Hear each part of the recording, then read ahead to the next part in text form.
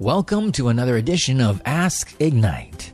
And this time around, we received an email from a manager who writes, "This employee just isn't getting it. She's been with us for 3 months, but continues to ask the same questions and makes the same mistakes over and over again. When would you say is the appropriate time to throw in the towel?"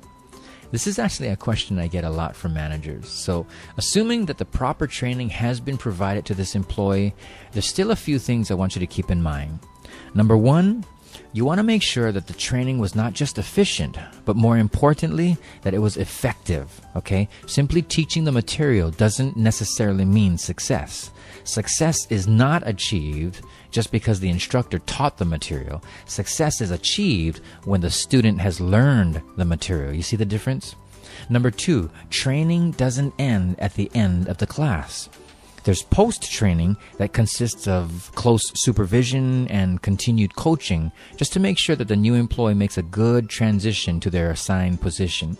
Remember, the learning process consists of 3 steps: knowledge plus application plus reflection equals wisdom.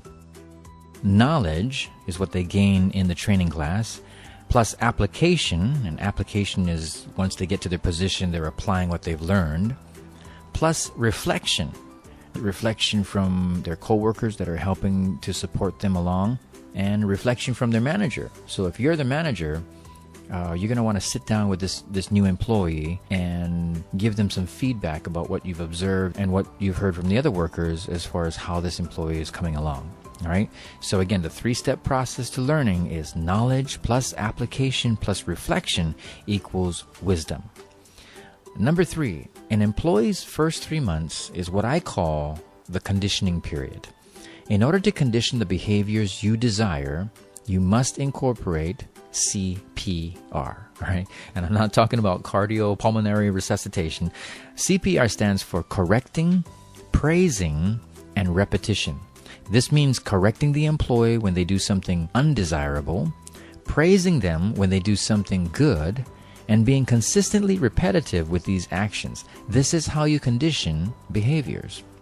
Number 4, understand that some people just have a natural knack for the job, and others have to be nurtured, right? In fact, most managers have moved up to their positions because they were naturals.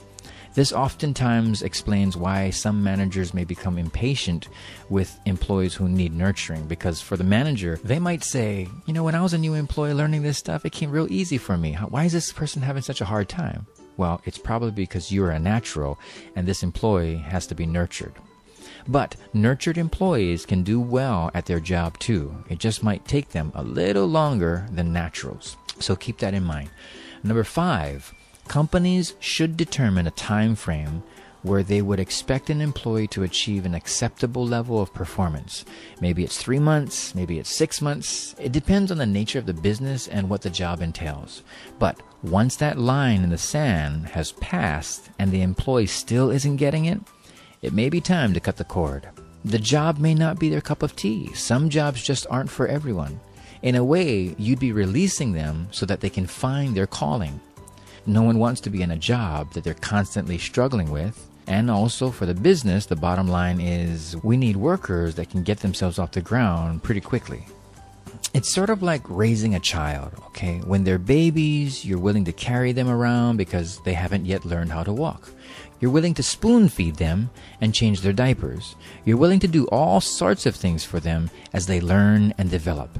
But you've got to draw the line at some point when it's time for them to start pulling their own weight. In other words, you wouldn't still be doing these things for them when they're teenagers. The same goes for new employees.